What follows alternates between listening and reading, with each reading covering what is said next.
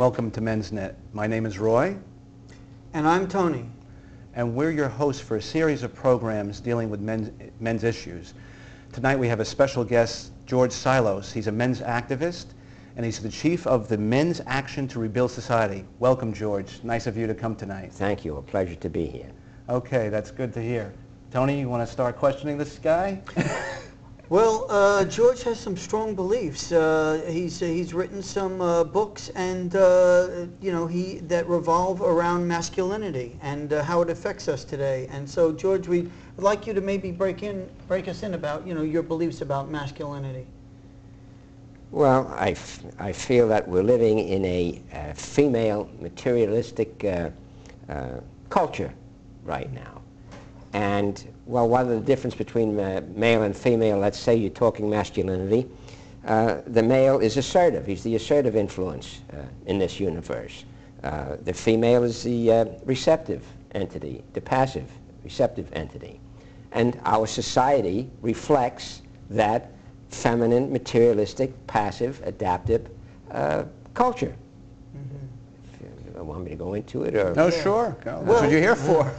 Well, but all the latest literature, the books written by feminists over the last 20 to 25 years have rebutted what you say about roles and masculinity. They say that masculinity is a bad thing, and that the roles were contrived by our society to keep women in subservient roles.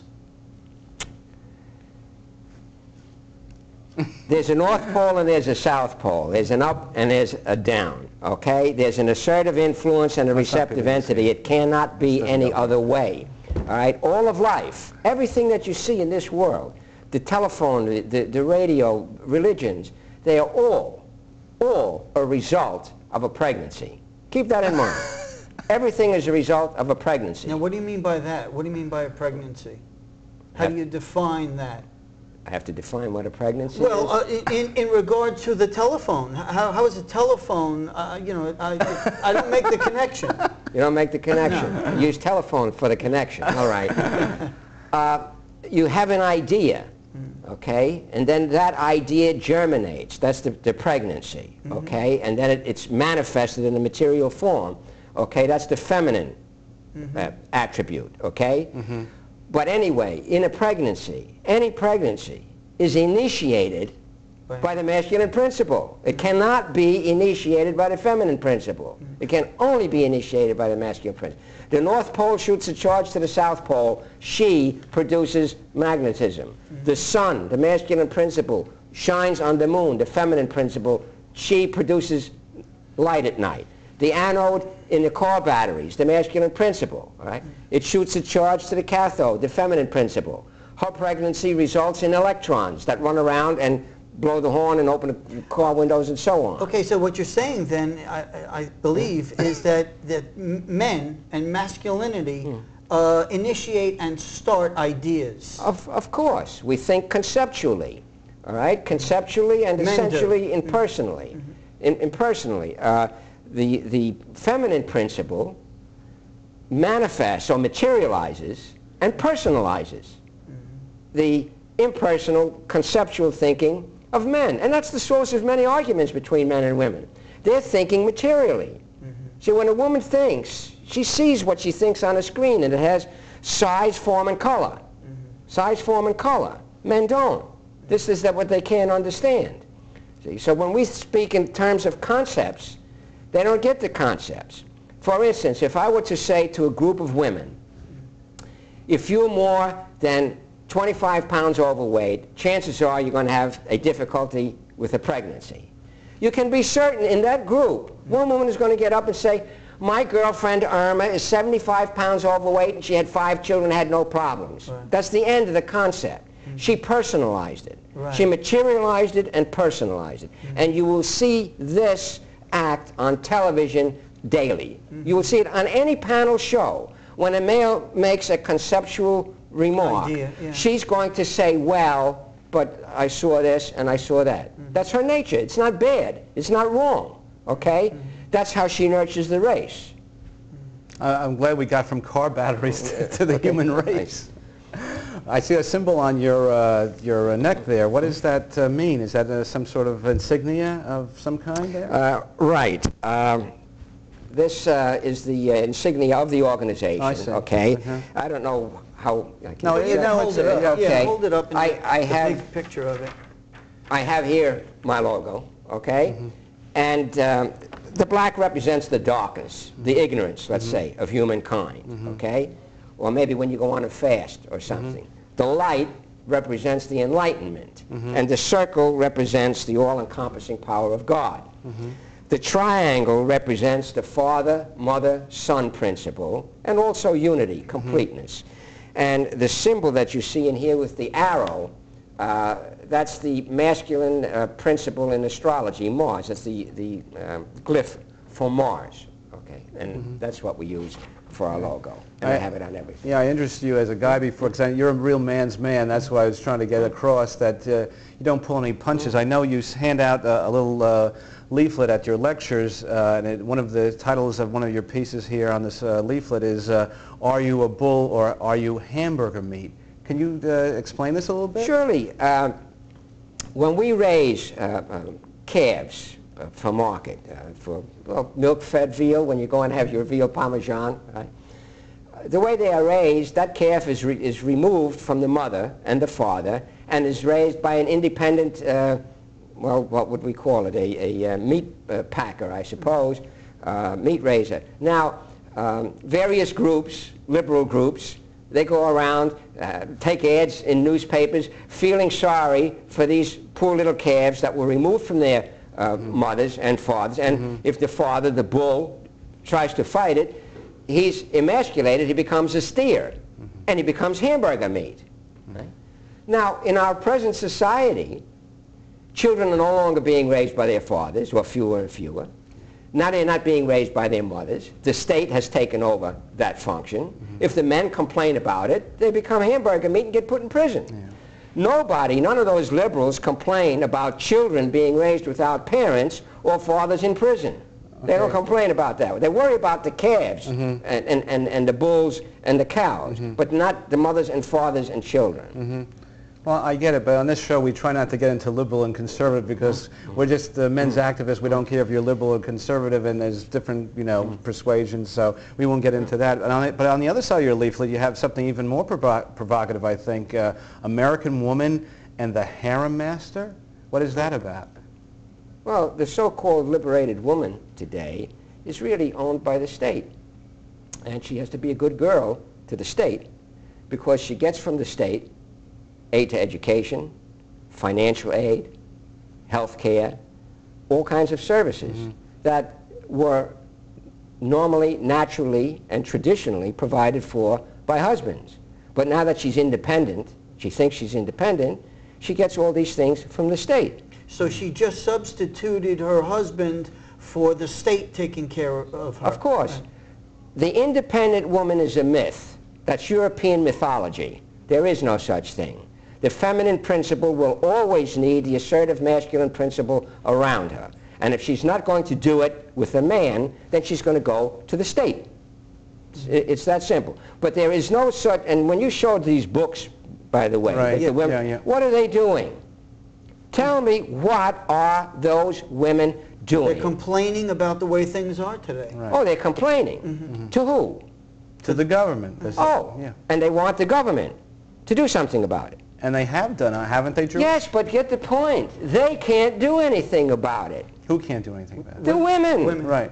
They need the support of government, and of course, the masculine principle. Men are in charge of government. Well, it depends. Well, the feminists will argue that, women don't compromise enough seats in the Congress, blah, blah, blah. They don't have to. But they influence politicians. I know, but that's what I'm saying. So if men are these repressive people, why are we letting them, I've asked this question on the show many times, why are men letting them do this to themselves, essentially? Well, I've never called men repressive. Elaborate. Why I can't elaborate. I never call men repressive. Well, what he's confused about is that he sees that the most senators and congressmen are male, and so how could they pass laws that undermine their authority? How do they do this? Why do they do this? Because they're wimps, okay? And I feel this is largely the effect of the Western culture, okay? And the Western culture, right, is a culture that has institutionalized the care of people. That is a European export to the world, okay? Right. What countries specifically in Europe do you think? I would say just in general Europe, but He makes it- all of Europe. In his writings, he compares Europe versus Asia and Africa, calling Europe a materialistic, feminine continent versus Asia and Africa, which are masculine. Then why in Europe do they have such a liberal attitude, not to use the word liberal the way you did before, about sex? For instance, this Clinton affair was laughed at by Permissive, European cultures, France and Italy in specifically. Right. They laughed at this whole thing, that why shouldn't a man be allowed to do this, and it's no big deal. But you're saying just the opposite by saying that Europe is a feminine society, and it's been transposed over to this No, side. Europe has become a moralless and ethicalless society. So that's why it doesn't make any difference to them, okay? They are lacking in morals and ethics, okay? And keep this in mind, Europe and Western Christendom has the highest rates of incarceration in the world, the highest rates of divorce, the highest rates of adultery, the highest rates of male suicide. This is Europe. Western Europe and America. Europe. And Let's America not break also? up Europe. Yeah, okay? Europe and America. Right. Russia and the United States are tied for the highest incarceration rates in the world. We have more men in prison in this country, the land of the free, than in China. And China has 1.2 billion people. The incarceration rate in America is 15 times what it is in India, 13 times what it is in Japan. This is the mark of the Western culture, okay? And that happens when men lose their control. Those cultures that I just mentioned that have lower rates, right. the patriarchal culture where everybody is, you know, where the women are repressed and all that kind of business, incarceration is low. Suicide is low. So are you saying to that America, you said men before, politicians are repressive in this country? I never used that word. I don't know why you keep coming up with repressive. I never You just used said it that. before, though, didn't you? No, I didn't. You did. No, well, when I said elaborate, didn't he say repressive? Well, No, the thing is that the point I want to get back to is that George talked about the Clinton affair, and you made a remark that, well, Europe laughed at our reaction to it. Right. But George is saying that they're left because they're just as immoral, and I'm just paraphrasing what you said here, as he is. I mean, he's going on to, you know, say that Clinton acts very much feminine. A lack of masculine principles, okay? Clinton was raised without a strong father figure. He has no principles, all right? He married his mother and he's setting up little mommies in government, okay? He has no principles. He's a principleless man, okay? He may be intelligent, and I really feel for him. I feel that the man in his heart has good intentions, but he has no principles. And he represents that, I feel, to the nation. Right? We can thank, you know, our president that every grade school kid now knows what oral sex is, okay? That's his contribution to the educational system in this country, okay? Well, on the eve of the year 2000, I think it was inevitable at this point to see what goes on the airwaves at this point. It was going to be inevitable, and one way that it was going to come to fruition. But George is saying that he's brought it down to the elementary school level, and it didn't need to happen, especially from our president. Well, that's true to some regard, of course. But I want to get back to the politicians, the male politicians in power. We went over to Europe for a second there. Why is it that male politicians are usurping this supposed power that they have to control society and women, and they're not doing it? And we went on a trip to Europe to say that they learned this from European society. And I don't get it, you know. Maybe you could explain it to me again, or a different way. He doesn't understand why the male politicians in America are catering to I put it well, to, yeah, we talked about that on past I put it shows. to you, George, that you know, Tony went up to Albany, and the politician said to him in the state legislature there that women are giving men politicians money to fight on their behalf. He said they're better organized, they have more funds, they have more media clout than the men's organizations do. Okay, Right. do you see it now? It's a female materialistic society you're living in. What counts is money.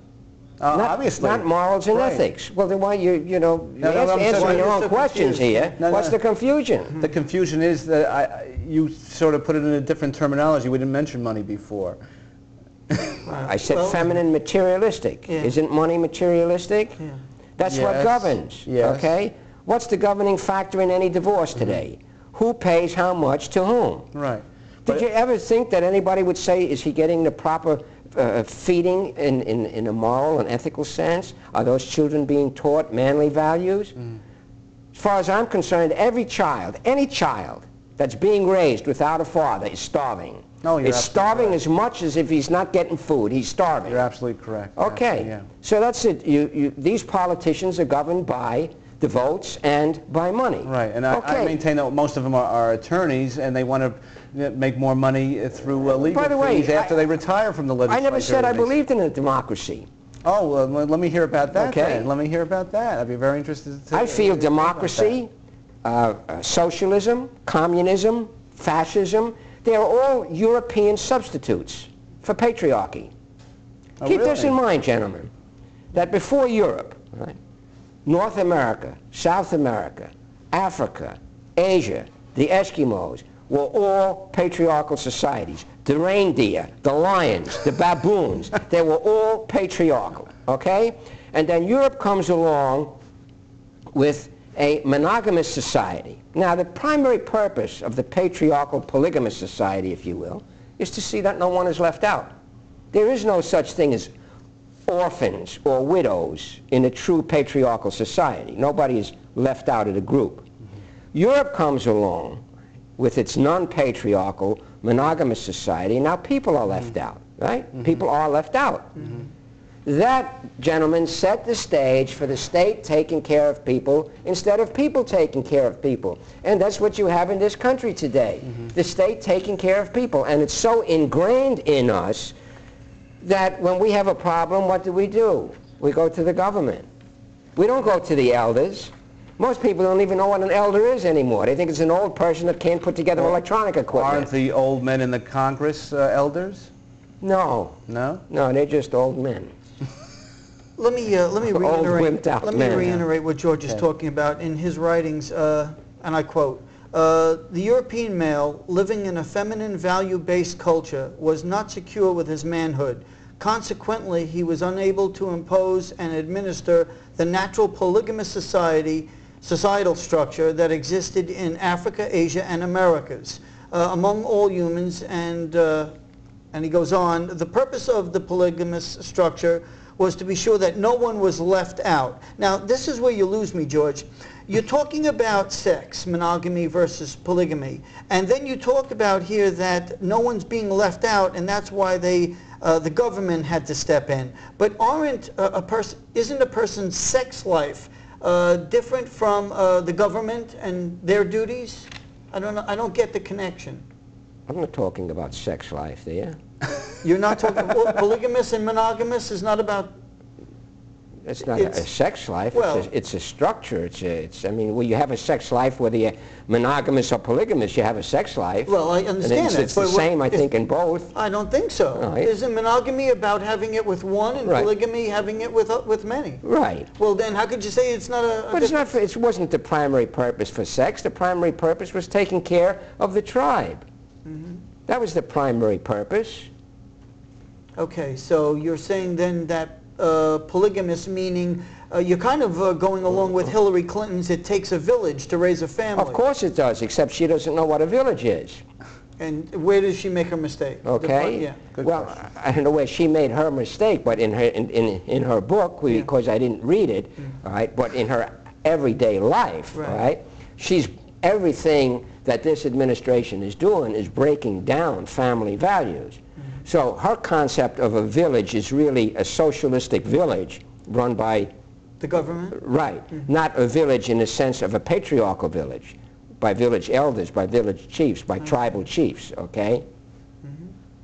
So it goes back to what you were saying, that they're relying on the government instead of On people. a patriarch to Right. handle things. Right.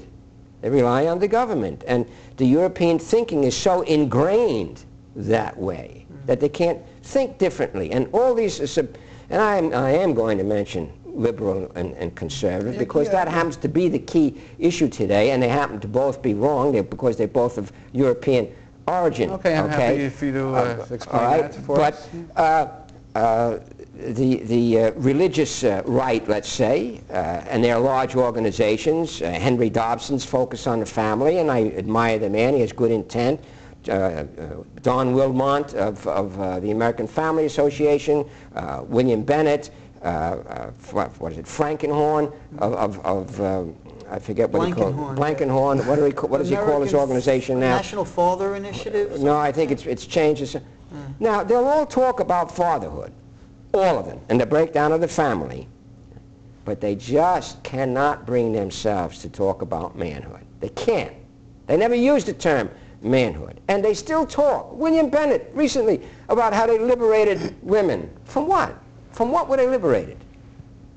What is it that they were liberated from? I don't know. Well, the feminists would argue that they were repressed, that they didn't get the jobs, they didn't get the promotions. There we go, economics again, right? Money, Right, the female thinking. Money decides everything in their lives. Well, money is power to anybody, right? No, money is power in this society because we've based it on money. Okay. Okay? So in what society is not money power? Any patriarchal society is not money. American Indian wasn't... in China, money is not power? Keep in mind that the government in China right now is a European export. It's called communism. Karl Marx came from Germany. I thought you just said communism was non-patriarchal. It was a patriarchal. Well, it's not patriarchal. Oh, it's not. Oh, they look upon Karl Marx as the liberator. The whole entire feminist movement is Marxist based. Okay, what culture would you emulate then? I wouldn't emulate. I wouldn't emulate. I feel what's needed in this nation now, we need a true blending of cultures. No question about it. We need a true blending of cultures. But what cultures would you bring to this, what you call a European dominant society, or related to the European system? What would you, not emulate, but what would you merge with our own today to make it better, I feel we need the infusion of the Asian culture, the African culture, the Hispanic culture. We need an infusion. See, today when we speak of equal opportunity or not being prejudiced, we want everybody to have the same opportunity. But what they really mean is they want everybody to have the same opportunity to do it the Western way. There's no openness on our part. We are trying to, the liberals and the conservatives alike, are trying to export their philosophy throughout the world. And they're succeeding at it, by the way. Both sides are succeeding at it. This is not what's needed. It's for us to be receptive to the other cultures, and there's a lot to be learned from these other cultures, okay? The European viewpoint is very myopic. If you read any book about history or anything, any book about anything, it's always written from a European center. A European center, how the Europe looks at the rest of the world. It's never looked upon globally. I haven't found one that is. But what society in the world would you want to come closest to? I wouldn't want to come close to one. I feel that this nation has the opportunity to have a truly global culture. Because of its diversity? Because so many people from all around the world come to this country? Yes. I feel we have that opportunity. Well, how can that be achieved, do you think? How do you think that can be achieved? For them to start, I guess, they have to, these non-Western groups have to promote their own culture, which they're doing all over right now. There are centers for African culture and Hispanic culture and Asian culture, and they are doing that right now. But I still feel it's going to have to come from active men, because these other cultures have adapted to Western culture. And it's breaking them down now too. For instance, the suicide rate in Jamaica, the island of Jamaica, has gone up tremendously, okay, as they're becoming more and more westernized, okay. There's a lot of problems happening around the world because our culture, the economic culture, which is what we are, has its tentacles all around the world right now. Okay. Plus, I stated in my book. Yeah. How you show that now? Yeah, my book, Dear Brothers and Sisters: Gender and Its Responsibility. I stated that we will be the Rome of the 21st century, and I don't see that there's any doubt that we are the Rome of the 21st century. I agree with you wholeheartedly. And our will prevails, and Yes. anybody who does not go along with our will, we bomb them or starve them or whatever, and there's nobody to object to it. So we are promoting our culture throughout the world, and the world is in certain ways resisting it. But that's a whole, I don't want to go off on a tangent. Okay, you don't have to, George. I'm sorry we've run out of time for tonight's show. You're very provocative. Already we're going to do another one with you. You've been so fascinating. You're a very provocative man. We've enjoyed you very much tonight. And thank you so much for being our guest. Our guest was George Silos. He's the chief of Men's Action to Rebuild Society. And if you'd like to call up George, if you have any questions or comments or agree or disagree with him, I'm sure he'll like to hear from you. His telephone number is 212-874-7900, extension 1329. And I would like to say thank you for watching tonight. My name is Roy. This is MensNet, and good night for now.